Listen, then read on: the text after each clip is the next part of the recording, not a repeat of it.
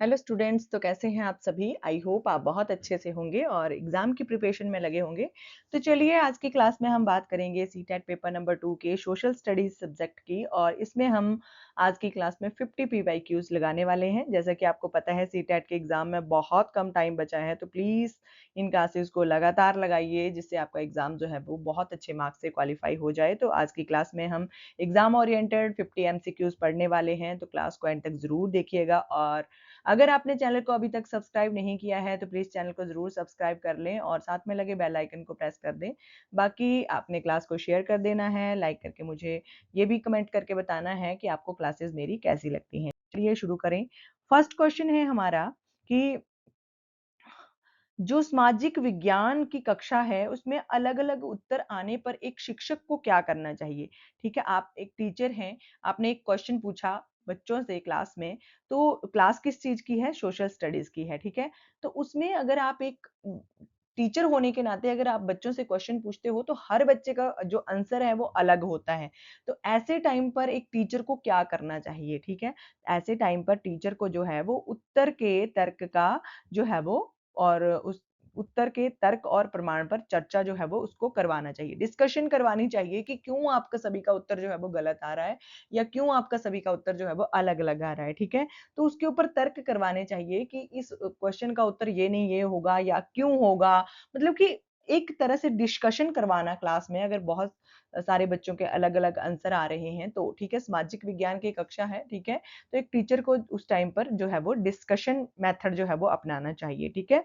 Next आता है हमारा क्वेश्चन कि ऐतिहासिक अभिलेख पढ़ाते समय, ठीक है? ऐतिहासिक अभिलेखों को पढ़ाते समय उपयोगी प्रश्न कौन-सा है? तो सबसे उपयोगी अगर प्रश्न कौन-सा है, तो ये बताना है। सबसे उपयोगी प्रश्न ये होगा कि इसे किसने और किस संदर्भ में बनवाया होगा, ठीक है? ऐतिहासिक अभिलेख है, ठीक है? तो सबसे उपयुक्त क्वेश्चन जो होगा, वो ये होगा कि इसे किसने और कब किस संदर्भ में बनवाया होगा, ठीक है?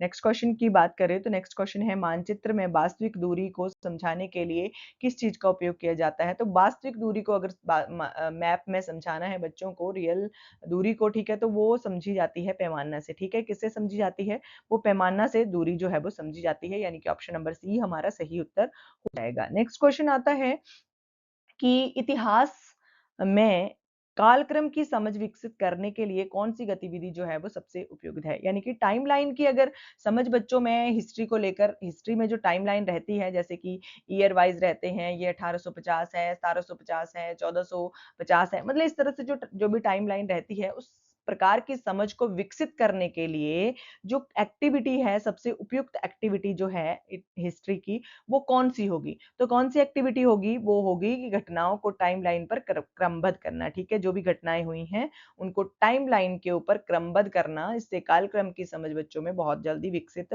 हो जाएगी। नेक्स्ट क्वेश्चन आता है कि इतिहास केवल राजाओं की कहानी है, ठीक है? इतिहास केवल राजाओं की कहानी है, ठीक है?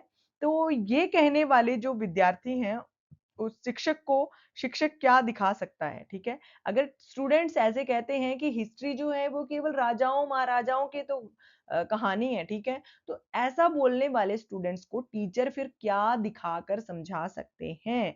तो ऐसा कहकर बोलने वाले विद्यार्थियों को टीचर जो है वो सामान्य लोगों के और वहाँ पर महिलाओं के, श्रमिकों के स्रोत भी बता सकते हैं, ठीक है? उनके स्रोत दिखाकर जो है वो बच्चे बहुत अच्छे से समझ जाएँगे कि इतिहास केवल राजाओं-महाराजाओं की कहानी बिल्कुल भी नहीं है, ठीक है? नेक्स्ट आता है स्थानीय नदी। जो स्थानीय नदी के प्रदूषण पर परियोजना, ठीक है?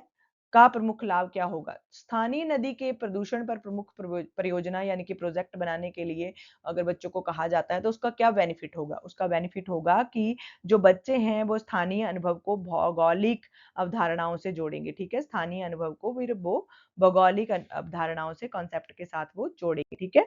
नेक्स्ट आता है कि विभिन्न ऐतिहासिक स्रोतों की तुलना से कौन-सा कौशल जो है वो विकसित होता है? तो विभिन्न ऐतिहासिक स्रोतों की तुलना से कौन-सा जो स्किल है वो डेवलप होता है, तो वो कौन-सा होता है? वो होता है आलोचनात्मक स्रोत विश्लेषण, ठीक है? आलोचनात्मक स्रोत विश्लेषण फिर विकसित होता है। नेक्स्ट आता है कि उच्च स्तरीय चिंतन को बढ़ाने वाला प्रश्न कौन-सा है? तो यहाँ पर 4 क्वेश्चन दे रखे हैं, तो सबसे जो उच्च स्तरीय चिंतन है, ठीक है? हाई लेवल का जो एक तरह से थिंकिंग है, उसको बढ़ाने वाला क्वेश्चन कौन-सा होगा? तो ये ठीक है, ये तो बाकी क्वेश्चन तो छोटे-छोटे हैं बिल्कुल कि कब हुआ, कौन था, कहाँ पर हुआ, ठीक है? लेकिन यदि कलिंग का युद्ध ना होता, ठीक है? तो अशोक की नीति पर क्या प्रभाव पड़ता? तो ऑप्शन नंबर डी हमारा सही उत्तर हो जाएगा। इससे क्या होगा कि उच्च स्तरीय चिंतन की मात्रा जो है वो बढ़ेगी, ठीक है? नेक्स्ट आता है हमारा कि सीखने के दौरान जो है, सुधार के लिए कौन-सा मूल्यांकन सबसे उपयोगी है? तो सीखने के दौरान जो सुधार किया जाता है, ठीक है, मैंने आपको बहुत बार बता चुकी हूँ इस क्वेश्चन का उत्तर कि जब हम लर्निंग के दौरान जो है वो किसी प्रकार की असेसमेंट, किसी प्रकार की इवैल्यूएशन करते हैं, तो उसको फॉर्मेटिव इवैल्यूएशन कहा जाता है, ठीक है? उसको एफए कहा जाता है, ठीक है? फॉर्मेटिव असेसमेंट या फॉर्मेटिव इवैल्यूएशन कहा जाता है। लेकिन जब हम सीखने के बाद की बात करते हैं, तो वो फिर सुमेटिव इवैल्यूएशन या सुमेटिव असेसमेंट जो है वो बन जाती है, ठीक है? तो जब भी सीखने के दौरान की बात आती है तो आपने फॉर्मेटिव याद रखना है, फॉर्मेटिव यानी कि एफ, ठीक है? नेक्स्ट आता है सामाजिक विज्ञान में बहुदृष्टिकोण को पढ़ाने का उद्देश्य क्या है? बहुदृष्टिकोण मैंने आपको बहुत बार बता दिया है कि एक ही चीज़ को बहुत प्रकार से देखना, बहुत उसके चारों तरफ के पहलुओं को समझना, ठीक है? ये बहुत इम्पोर्टेंट है, बहुदृष्टिकोण कहलाता है, ठीक है? तो सामाजिक विज्ञान अगर आप पढ़ा रहे हो, अगर आप एसएसटी सब्जेक्ट को पढ़ा रहे हो, तो फिर उसमें बहुदृष्टिकोण को पढ़ाने का जो उद्देश्य है, ऑब्जेक्ट है, वो क्या होगा? ठीक है, तो वो क्या है? वो ऑब्जेक्ट है कि विभिन्न दृष्टिकोण और प्रमाण को समझना, ठीक है? विभिन्न दृष्टिकोण और प्रमाण को समझना, ठीक है? नेक्स्ट क्वेश्चन की बात करते हैं। नेक्स्ट क्वेश्चन है कि मानचित्र गतिविधियों में विद्यार्थी भ्रमित हो तो शिक्षक को क्या करना चाहिए? ठीक है, अगर मानचित्र की गतिविधियों में जो विद्यार्थी है वो भ्रमित हो रहा है तो फिर जो शिक्षक है उसको क्या करना चाहिए? ठीक है, अगर मैप एक्टिविटीज हो रही हैं और जो स्टूडेंट है उसको पता नहीं चल रहा है या भ्रमित हो रहा है वो, ठीक है, उसको पता नहीं चल रहा है कौन सी दिशा है, कौन सी दूरी है, मतलब कि किसी भी प्रकार का उसको अगर भ्रम पैदा हो रहा है तो फिर एक टीचर को उस क्लास में क्या करना चाहिए? टीचर जो है उसको प्रक्रिया को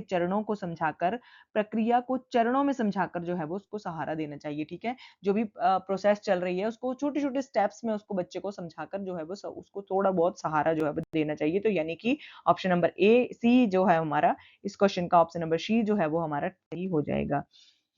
नेक्स्ट क्वेश्चन है समाचार पत्र जो न्यूज़पेपर है उसमें सामाजिक विज्ञान का प्रभावी उपयोग क्या है? तो जो न्यूज़पेपर है उसमें आपको पता है कि समसामयिक घटनाओं और अवधारणाओं से जोड़ना जो है वो बहुत इम्पोर्टेंट हो जाता है। बच्चे जो हैं वो उस टाइम पर होने वाली घटनाओं के बारे में जानकारी अगर प्राप्त करते हैं तो वो न्यूज़पेपर से ही करते हैं। तो फिर न्यूज़पेपर जो है वो सामाजिक विज्ञान में एक इफ़ेक्टिव रोल अपना प्ले करता है, ठीक है?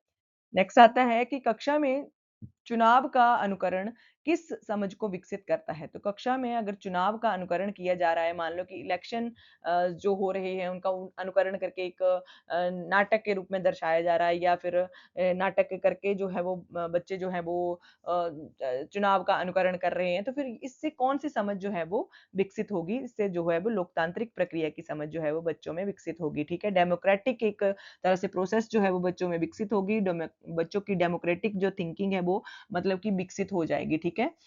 नेक्स्ट आता है कि विद्यार्थी ऐतिहासिक स्रोत की विश्वसनीयता पर प्रश्न उठाएँ तो? मतलब मान लो कि कोई ऐतिहासिक स्रोत है, उनमें हमारे पास सिक्के भी हो सकते हैं, हमारे पास कोई अभिलेख हो सकता है, कोई मतलब ताड़पत्र हो सकता है या भोजपत्र या पांडुलिपि कुछ भी हो सकता है ऐतिहासिक स्रोत में, ठीक है? तो अगर बच्चे उस चीज़ के ऊपर प्रश्न उठाएँ कि हम क्यों विश्वास करें? हमें तो इस चीज़ के ऊपर विश्वास ही नहीं है कि ये उस टाइम की है।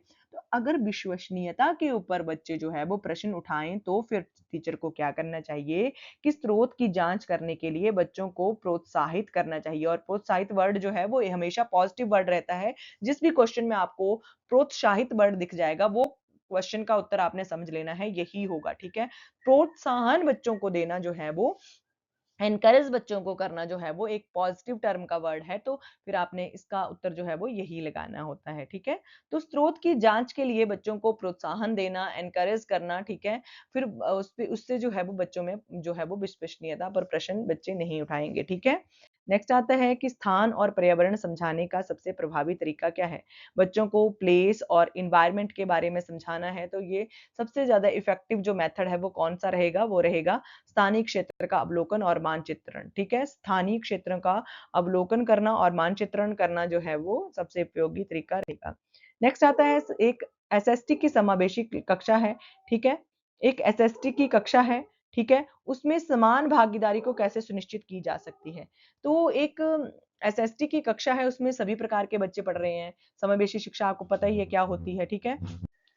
तो उसमें बच्चों की भागीदारी जो है उसको कैसे सुनिश्चित किया जा सकता है? बच्चों की एसएसटी की कक्षा है उसमें बच्चे की कैसे सुनिश्चित करें कि सभी बच्चों की समान भागीदारी हो, ठीक है? तो उसको सुनिश्चित करने के लिए आवश्यकता अनुसार जो है वो बच्चे को सहारा देकर अवसर देने चाहिए, ठीक है? आवश्यकता के अनुसार बच्चे को सहारा देना और उसके फिर अवसर प्रदान करवाना ये जो है वो समावेशी कक्षा में जो है वो बच्चों की भागीदारी को सुनिश्चित करता है। नेक्स्ट आता है कि इतिहास में कारण परिणाम समझाने के लिए कौन-सी गतिविधि जो है सबसे ज़्यादा उपयुक्त रहेगी? कौन-सी एक्टिविटी जो है सबसे ज़्यादा उपयोगी रहेगी? तो कारण परिणाम को समझाने के लिए सबसे ज़्यादा उपयोगी एक्टिविटी जो रहेगी वो रहेगी कारण परिणाम का चार्ट बनवाना, ठीक है? नेक्स्ट आता है कि परियोजना के मूल्यांकन में किस पर अधिक ध्यान देना चाहिए? तो परियोजना के मूल्यांकन में किस पर अधिक ध्यान देना चाहिए? तो वो देना चाहिए प्रक्रिया, प्रमाण, तर्क और निष्कर्ष पर, ठीक है? प्रक्रिया, ठीक है? प्रोसेस और उसके प्रमाण और उसके तर्क और उसके निष्कर्ष पर जो है वो बहुत ज़्यादा ध्यान देना चाहिए। नेक्स्ट आता है ग्लोब किस अवधारणा को समझाने में विशेष उपयोगी होता है? तो ग्लोब आपको पता है पृथ्वी का छोटा रूप भी कहा जाता है, ठीक है? तो पृथ्वी का एक प्रतिरूप कहा जाता है ग्लोब को। तो ग्लोब जो है वो अगर आप एसएसटी की कक्षा में ग्लोब के मतलब ग्लोब पढ़ा रहे हो, तो ग्लोब जो है वो कौन से कॉन्सेप्ट को पढ़ाने में बहुत ज़्यादा हेल्पफुल रहेगा? वो रहेगा अक्षांश, देशांतर और स्थानिक संबंध दर्शाने में, ठीक है? अक्षांश, देशांतर क्योंकि वो एकदम से पृथ्वी की परछाई की तरह दिखता है, ठीक है? हर चीज़ वो जो है वो पृथ्वी की तरह ही दर्शाई गई है, ठीक है? तो फिर ग्लोब जो है वो उसमें बच्चों को हम अक्षांश और देशांतर रेखाएँ समझा सकते हैं, स्थानिक संबंध बच्चों के समझा सकते हैं, ठीक है? नेक्स्ट आता है 2 विश्वसनीय स्रोतों में अंतर मिले तो शिक्षक को क्या करना चाहिए?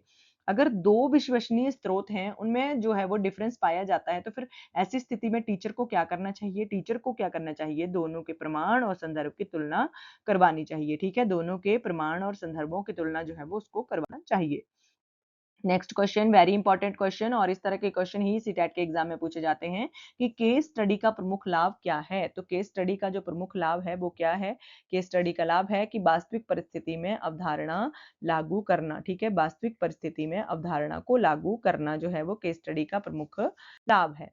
नेक्स्ट आता है स्थानीय बाजार का सर्वेक्षण किस प्रकार के अधिगम में उदाहरण है? तो स्थानीय बाजार का सर्वेक्षण करना ये किस प्रकार के अधिगम का उदाहरण है कि ठीक कौन-सी प्रकार की लर्निंग का एक एग्ज़ाम्पल है, तो वो है एक अनुभवात्मक अधिगम, ठीक है? बच्चे एक्सपीरियंस करके जो है वो बाज़ार में घूमेंगे, उसका सर्वेक्षण करेंगे, तो फिर बच्चों को एक्सपीरियंस होगा, तो ये जो है एक्सपीरियंस्ड बेस्ड लर्निंग जो है वो कहलाएगी, ठीक है?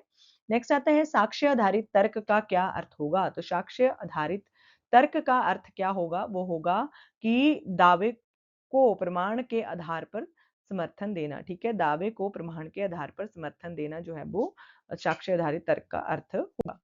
नेक्स्ट आता है कि पुरानी तस्वीर का ऐतिहासिक अध्ययन करते समय क्या जांचना चाहिए? तो पुरानी तस्वीर का ऐतिहासिक अध्ययन करते समय क्या जांचना चाहिए? उस समय जांचना चाहिए कि स्रोत, समय और संदर्भ, ठीक है? स्रोत, समय और संदर्भ को जांचना चाहिए। नेक्स्ट आता है कि मानचित्र पर दिशा समझाने के लिए कौन-सा उपकरण जो है वो उपयोगी है? तो मानचित्र पर दिशा को समझाने के लिए कौन-सा उपकरण उपयोगी है? वो है ऑप्शन नंबर ए दिशा सूचक, ठीक है? दिशा सूचक जो है वो उपयोगी होगा। नेक्स्ट आता है क्यों और कैसे सोचने के लिए कौन-सा प्रश्न जो है वो उपयोगी है? तो क्यों और कैसे को सोचने के लिए जो है वो कौन-सा प्रश्न उपयोगी होगा? वो होगा विश्लेषणात्मक प्रश्न, ठीक है? विश्लेषणात्मक प्रश्न, ठीक है? नेक्स्ट आता है कि समूह कार्य सफल बनाने के लिए शिक्षक को क्या करना चाहिए? तो एक कोऑपरेटिव अगर वर्क है उसको जो है वो सफल बनाना है एक टीचर ने, तो उसको टीचर को क्या करना चाहिए? टीचर को करना चाहिए कि भूमिकाएँ स्पष्ट कर देनी चाहिए और सभी को बराबर के अवसर दे देने चाहिए, ठीक है?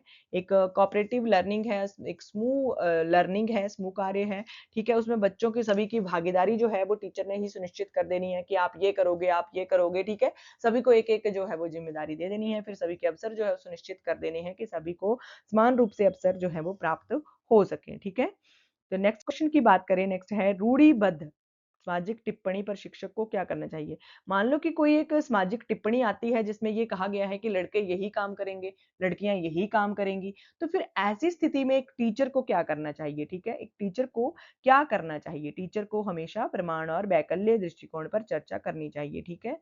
प्रमाण और वैकल्य दृष्टिकोण पर चर्चा करवानी चाहिए, ठीक है? नेक्स्ट आता है पोर्टफोलियो। पोर्टफोलियो मुख्य रूप से क्या दर्शाता है? तो पोर्टफोलियो जो है बच्चे का आपको पता है रिकॉर्ड रहता है, तो वो जो है समय के साथ कार्य और प्रगति को दर्शाता है, ठीक है? समय के साथ कार्य और प्रगति को दर्शाता है पोर्टफोलियो, ठीक है? नेक्स्ट आता है नक्शा पढ़ना, ठीक है? नक्शा मैप रीडिंग जो है किस कौशल को विकसित करता है? तो जो एक तरह से मैप रीडिंग है वो कौन से कौशल को विकसित करता है? वो स्थानीय विश्लेषण को विकसित करता है, स्थानिक विश्लेषण को विकसित करता है। नेक्स्ट आता है मौखिक इतिहास के लिए कौन-सी गतिविधि जो है सबसे उपयुक्त है? तो मौखिक इतिहास के लिए जो कौन-सी एक्टिविटी जो है सबसे उपयुक्त है वो है ऑप्शन नंबर सी स्थानीय लोगों से साक्षात्कार, ठीक है? स्थानीय लोगों से साक्षात्कार। नेक्स्ट आता है आईसीटी का प्रभावी जो एसएसटी उपयोग है वो कौन-सा है? तो आईसीटी का जो प्रभावी एसएसटी उपयोग है वो क्या है? इंटरैक्टिव मानचित्र और विश्वसनीय डिजिटल स्रोत, ठीक है? ऑप्शन नंबर डी हमारा सही उत्तर हो जाएगा। नेक्स्ट आता है कि संसाधन की अवधारणा को समझाने के लिए सबसे बेहतर क्या है? तो संसाधन जो रिसोर्सेज़ की अवधारणा अगर बच्चों को समझानी है तो उसके लिए सबसे जो उपयुक्त रहेगा वो क्या रहेगा? वो रहेगा स्थानीय जल, भूमि और मानव संसाधनों का उदाहरण, ठीक है? स्थानीय जल, भूमि और मानव संसाधनों के उदाहरण देकर बच्चे को समझाया जा सकता है रिसोर्सेज़ के बारे में। नेक्स्ट आता है ऐतिहासिक स्मारक के अध्ययन में पर गहरा प्रश्न कौन-सा है? तो ऐतिहासिक स्मारक आपको पता ही है किसी बहुत बड़े-बड़े स्मारक हो सकते हैं, ठीक है? तो उस ऐतिहासिक स्मारक के रूप में अध्ययन बच्चों के में गहरा प्रश्न कौन-सा होगा? वो ये प्रश्न रहेगा कि किन सामाजिक राजनीतिक परिस्थितियों में ये बना होगा, ठीक है? उस टाइम की सामाजिक और राजनीतिक परिस्थितियाँ क्या हुई होंगी जब ये ऐतिहासिक स्मारक जो है वो बना होगा, ठीक है? तो सबसे गहरा प्रश्न यही रहेगा। नेक्स्ट आता है चर्चा के दौरान शिक्षक की सर्वोत्तम भूमिका क्या होती है?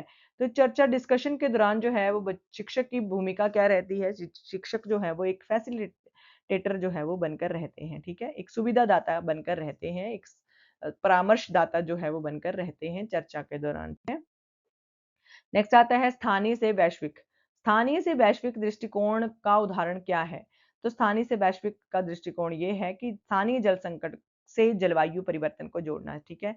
स्थानीय जल संकट से जलवायु परिवर्तन को जोड़ना जो है वो स्थानीय से वैश्विक दृष्टिकोण का उदाहरण है। नेक्स्ट आता है ओपन एंडेड प्रश्नों का मुख्य लाभ क्या होता है? ओपन एंडेड प्रश्न ये खुले अंत वाले जो प्रश्न रहते हैं उनका क्या ऑब्जेक्ट रहता है, उनका क्या बेनिफिट रहता है? तो उनका बेनिफिट रहता है कि तर्क और विविध उत्तरों के अवसर जो है वो प्राप्त होते हैं। तर्क और विविध उत्तरों वाले उत्तरों के का अवसर जो है वो प्राप्त होता है, ठीक है? नेक्स्ट क्वेश्चन आता है उपचारात्मक शिक्षण कब आवश्यक होता है? तो रेमेडियल टीचिंग जो है कब आवश्यक होती है, कब उसकी ज़रूरत पड़ती है? उसकी ज़रूरत तब पड़ती है जब विशिष्ट सीखने में कठिनाई पहचानने पर, ठीक है? विशिष्ट सीखने में कठिनाई को पहचानने पर जो है वो उपचारात्मक शिक्षण की आवश्यकता जो है वो रहती है, ठीक है? एक तरह से रेमेडियल टीचिंग की आवश्यकता जो है उस टाइम पर रहती है जब विशिष्ट सीखने में कठिनाई की पहचान हो जाए, ठीक है? नेक्स्ट क्वेश्चन की बात करें तो नेक्स्ट क्वेश्चन है कि मौखिक इतिहास किसके अनुभव जो है वो सामने लाता है? तो मौखिक इतिहास जो है वो किस चीज़ के अनुभव, एक्सपीरियंस जो है उनको सामने लाता है, ठीक है? वो लाता है ऑप्शन नंबर सी सामान्य लोगों और समुदायों के, ठीक है? सामान्य लोगों और समुदायों के अनुभवों को सामने लाता है, ठीक है? नेक्स्ट क्वेश्चन की बात करें तो नेक्स्ट क्वेश्चन है लोकतांत्रिक कक्षा की प्रमुख विशेषता क्या है? लोकतांत्रिक कक्षा की प्रमुख विशेषता है कि प्रश्न, संवाद, सम्मान और भागीदारी, ठीक है? ठीक है? नेक्स्ट आता है स्रोत से अलग निष्कर्ष निकालने वाले विद्यार्थियों में शिक्षक को क्या देखना चाहिए? तो स्रोत से अलग निष्कर्ष निकालने वाले जो विद्यार्थी हैं, उनको शिक्षक को फिर क्या देखना चाहिए? शिक्षक को निष्कर्ष प्रमाण और तर्क से समर्थित है या नहीं, ठीक है? निष्कर्ष जो प्रमाण आए हैं और तर्क से समर्थित हैं भी या नहीं। डेटा तालिका को ग्राफ से बदलवाने का उद्देश्य क्या होता है? तो डेटा तालिका जो है उसको ग्राफ में बदलवाने का जो उद्देश्य रहता है वो क्या रहता है? आंकड़ों की तुलना और व्याख्या, ठीक है? जो भी आंकड़े प्राप्त हुए हैं उनकी तुलना हो जाएगी और उनकी व्याख्या भी एक तरह से हो जाएगी। नेक्स्ट आता है कि पाठ्य पुस्तक को शिक्षक को कैसे देखना चाहिए? तो एक पाठ्य पुस्तक है, मान लो आप किसी भी एसएसटी की तो छोड़ो, आप किसी भी क्लास की पाठ्य पुस्तक को देख लो, तो फिर उस पाठ्य पुस्तक को एक टीचर को कैसे देखना चाहिए? ठीक है? कैसे टीचर को उसको देखना चाहिए? ठीक है? कि ये एकमात्र स्रोत है या गृह कार्य की किताब है या केवल परीक्षा की किताब है? बिल्कुल भी नहीं। ये तीनों नेगेटिव टर्म हैं। शिक्षक को देखना चाहिए एक महत्वपूर्ण संसाधन जिसे अन्य स्रोत से जोड़ा जा सकता है, ठीक है? एक महत्वपूर्ण स्रोत के रूप में देखना चाहिए जिसे अन्य स्रोतों से फिर जोड़ा जा सकता है। नेक्स्ट आता है अनुभवात्मक अधिगम, जो एक्सपीरियंस बेस्ड लर्निंग जो रहती है उसका उदाहरण क्या है? तो यहाँ पर 4 दिए गए हैं। तो एक्सपीरियंस लर्निंग कौन सी होगी? स्थानीय संस्था, ऐतिहासिक स्थल का अध्ययन करके निष्कर्ष निकालना। किसी भी चीज की जब हम फील्ड ट्रिप करते हैं और खुद एक्सपीरियंस करके उस चीज को हम मतलब बनाते हैं तो उसको कहते हैं अनुभवात्मक शिक्षण। मान लो कि आपको ना एक प्रोजेक्ट दिया गया है कि आपने अपने गांव के बारे में जो है वो बताना है, कितने घर हैं, कैसे घर हैं, सफाई का क्या प्रबंध है। तो आप जब उस चीज को घर घर जाकर देखते हो या आप उस गांव का भ्रमण करके जब उन चीजों को महसूस करते हो तो उसको कहते हैं एक्सपीरियंस बेस्ड लर्निंग, ठीक है? नेक्स्ट आता है स्व-मूल्यांकन, स्वयं का मूल्यांकन करना, ठीक है? स्व-मूल्यांकन अपने आप का जो इवैल्यूएशन करना जो है वो स्व-मूल्यांकन सेल्फ इवैल्यूएशन जो है वो कहलाती है। तो उसका लाभ क्या होता है? उसका बेनिफिट क्या रहता है? क्यों सेल्फ इवैल्यूएशन जो है वो बेनिफिट उसका रहता है, क्यों करवाई जाती है? उसका बेनिफिट ये रहता है कि विद्यार्थी अपने सीखने पर विचार करने देना, ठीक है? विद्यार्थी को अपने सीखने पर विचार करने देना, ठीक है? मान लो कि एक स्टूडेंट जो है वो कहता है कि मुझे ना फर्स्ट लेसन के क्वेश्चन सारे ही याद हो गए हैं, ठीक है? तो अब टीचर क्या कहते हैं कि आप ना इस जो आप बोल रहे हो कि आपको फर्स्ट लेसन के सभी क्वेश्चन याद हो गए हैं, तो आप अब खुद का टेस्ट लो, ठीक है? उनमें से 4 क्वेश्चन जो है वो उनको बिना देखे लिखो, ठीक है? और उसमें से फिर अपनी गलतियाँ निकालो। तो जब बच्चा ऐसा करेगा तो बच्चा जो है वो फिर उसमें अपने सीखने और उसको पर विचार देने पर जो है वो ज़्यादा फ़ोकस हो जाएगा कि नहीं, मुझे तो मेरी तो इतनी गलतियाँ हुई हैं, मेरे तो यहाँ-यहाँ पे मैं गलती कर रहा हूँ, यहाँ-यहाँ पे मैं भूल रहा हूँ। तो वो उसको सेल्फ इवैल्यूएशन कहते हैं, मतलब खुद का ही इवैल्यूएशन करना जो है वो सेल्फ इवैल्यूएशन कहलाती है, ठीक है? नेक्स्ट आता है विवादास्पद मुद्दे जो रहते हैं, उनको पढ़ाते समय शिक्षक को क्या करना चाहिए, ठीक है? विवादास्पद जो मुद्दे रहते हैं, उनको पढ़ाते समय शिक्षक को सुरक्षित वातावरण में प्रमाण और विभिन्न दृष्टिकोणों पर चर्चा जो है वो करनी चाहिए, ठीक है? नेक्स्ट आता है उत्तर ना मिलने पर शिक्षक की बेहतर रणनीति क्या है? तो उत्तर ना मिलने पर शिक्षक की बेहतर रणनीति क्या होगी? वो होगी संकेत देकर विद्यार्थी को समाधान तक पहुँचाना, ठीक है? संकेत देकर विद्यार्थी को समाधान तक पहुँचाना। नेक्स्ट आता है समकालीनता और समझाने के लिए कौन-सी जो गतिविधि है वो उपयोगी है? तो समकालीनता को समझाने के लिए जो सबसे उपयोगी गतिविधि कौन-सी है? वो है एक ही समय में अलग क्षेत्रों की घटनाओं की तुलना करना, ठीक है? एक ही समय में अलग-अलग घटनाओं की तुलना करना। नेक्स्ट आता है कि अच्छा इतिहास शिक्षण किस पर अधिक जोर देता है? तो अच्छा जो हिस्ट्री का जो शिक्षण है वो कौन-सी चीज़ पर बल देगा? वो प्रमाण, प्रश्न, व्याख्या और आलोचनात्मक चिंतन पर बल देगा, ठीक है? ठीक है? प्रमाण, प्रश्न और व्याख्या और आलोचनात्मक चिंतन पर जो है वो बल देगा, रटने पर बिल्कुल नहीं देगा, नोट्स पर बिल्कुल नहीं देगा और उत्तर कुंजी पर भी बिल्कुल नहीं देगा, ठीक है?